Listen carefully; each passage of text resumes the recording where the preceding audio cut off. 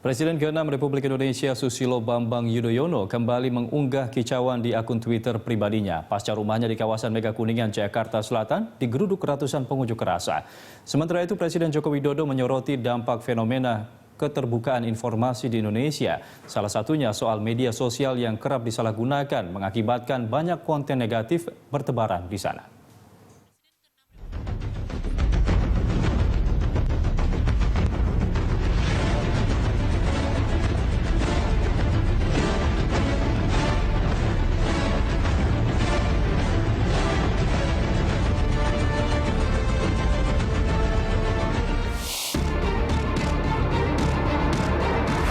Presiden ke-6 Republik Indonesia Susilo Bambang Yudhoyono kembali mengunggah kicauan di akun Twitter pribadinya.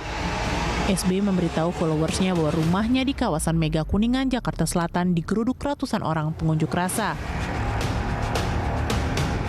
Menurut SBY, mereka menggeruduk kediamannya di kawasan Mega Kuningan, Jakarta Selatan sekitar pukul 14.30 waktu Indonesia Barat. SBY menuliskan, unjuk rasa tidak diperbolehkan menyasar rumah pribadi. Dirinya juga mengatakan tidak ada informasi apapun dari polisi mengenai unjuk rasa itu. Lebih jauh, SBY bahkan menyinggung Presiden Joko Widodo dan Kapolri Jenderal Pol Tito Karnavian. Massa yang datang menggunakan 11 bus besar dan 2 kopaja itu dituding sebagai bagian dari provokasi dan agitasi terhadap mahasiswa. Mereka antara lain menyebarkan selebaran bertuliskan menolak dan lawan isu SARA dan seluruh upaya adu domba rakyat serta tolak dan lawan organisasi radikal yang anti Pancasila. Beberapa saat kemudian, massa membubarkan diri sekitar pukul 14.45 waktu Indonesia Barat sesaat polisi datang. Pasca berkicau di Twitter, hashtag saya bertanya menjadi trending topik. Beberapa netizen mendukung, beberapa diantaranya menyatakan wajar dan tak sedikit yang menyayangkan tulisan SBY tersebut. Presiden Joko Widodo akhirnya menanggapi secara santai pernyataan Presiden ke-6 Susilo Bambang Yudhoyono soal aksi unjuk rasa ratusan orang di kediamannya. Presiden menyebut dirinya juga berharap mengajukan pertanyaan yang sama, seiring munculnya hashtag saya bertanya di microblogging Twitter yang sempat menjadi trending topik. Namun terlepas dari itu, Presiden Jokowi melihat persoalan bangsa lebih baik dibicarakan secara tertutup dan tidak diumbar di media sosial.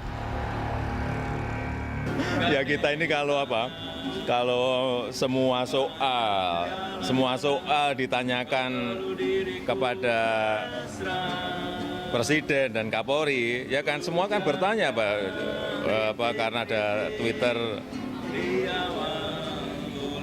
Saya bertanya pada Presiden dan Kapolri, semua jadi bertanya sekarang. Saya lihat banyak pertanyaan tentang segala soal. Nah terus saya sendiri tanyanya ke siapa?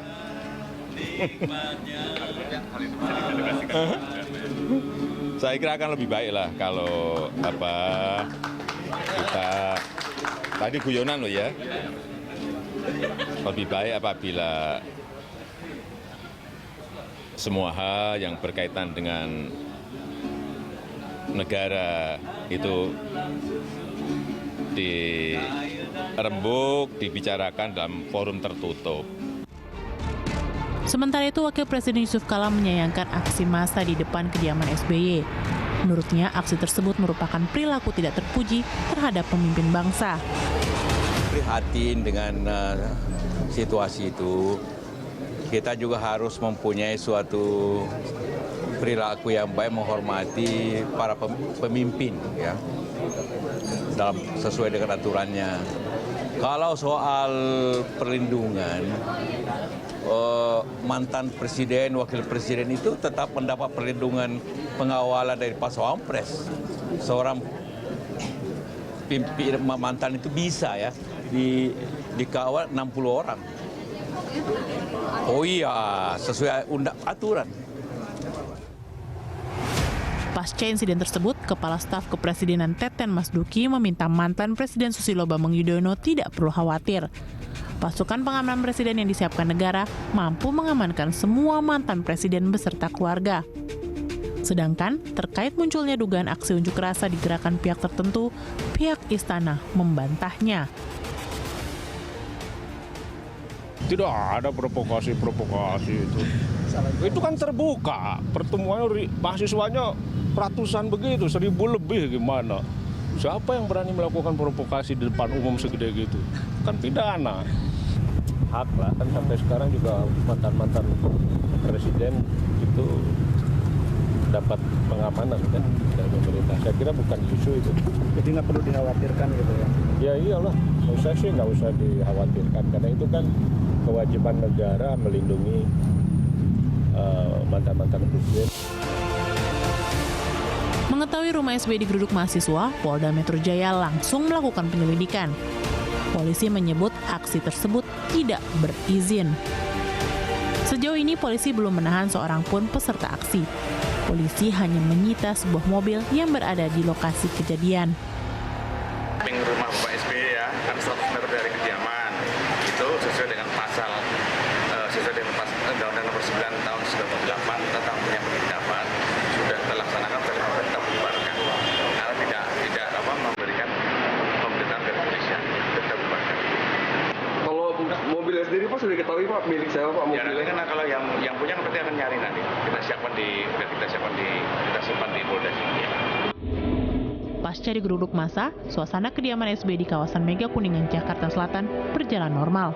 Tidak ada penjagaan ketat, hanya beberapa petugas tampak berjaga-jaga.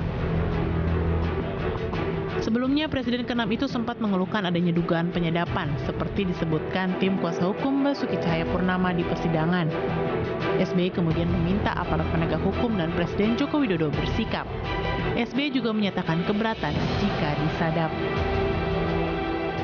Yang baik pengacara maupun Pak Ahok mengaitkan nama saya dalam persidangan tersebut. Oleh karena itulah saya ingin menyampaikan semua itu secara gamblang. Menyikapi isu penyadapan, Kapolri Jenderal Pol Tito Karnavian menegaskan kepolisian tidak melakukan penyadapan terhadap Presiden ke-6 RI Susilo Bambang Yudhoyono. Tito bahkan siap dipanggil Komisi 3 DPR terkait bergulirnya isu tersebut, hingga memunculkan wacana hak angket. Yang jelas tidak ada Polri yang melakukan penyadapan terhadap Bapak SBY. Yang jelas tidak ada. Saya tegaskan di situ. Kalau dipanggil DPR siapa? Siapa itu? Nggak ada masalah ya Pak? Itu nanti semua karena nanti memang kita akan ada rapat dengan DPR dan Komisi 3.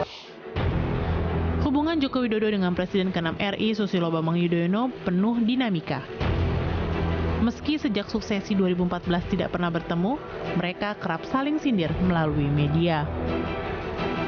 Saat belusukan selama 13 hari keliling Jawa yang dikenal dengan SBY Tour de Java, pada Maret 2016, SBY mengkritik pemerintah Jokowi seolah-olah membalasnya dengan belusukan ke proyek Wisma Hambalang yang mangkrak akibat korupsi.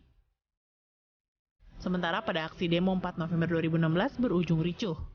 Presiden Joko Widodo menyatakan ada aktor politik di belakang aksi itu. SBY kemudian membuat pernyataan terkait hal itu.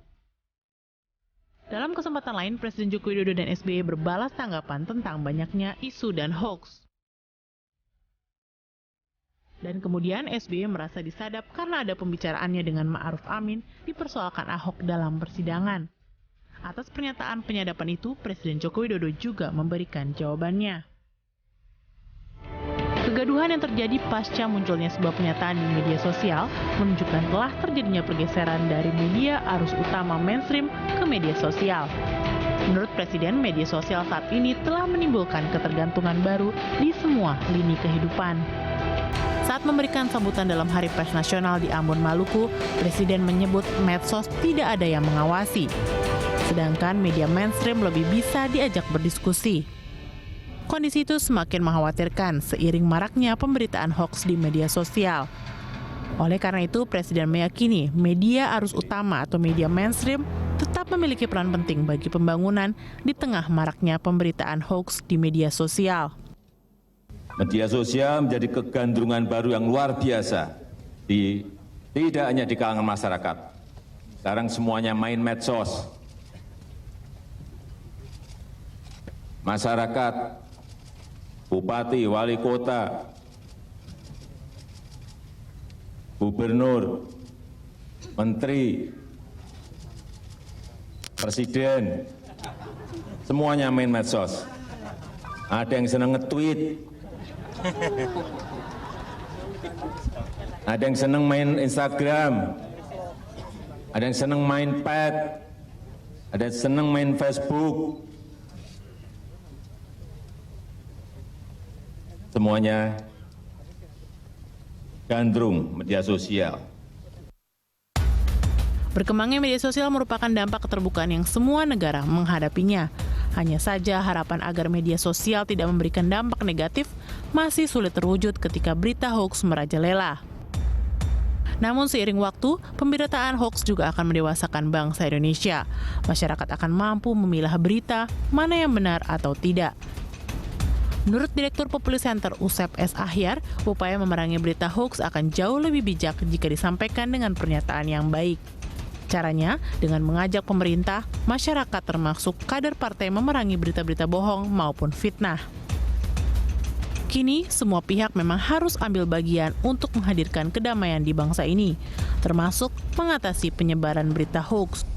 Jangan sampai pernyataan-pernyataan yang muncul justru menimbulkan kegaduhan yang dapat memperpanas situasi politik nasional.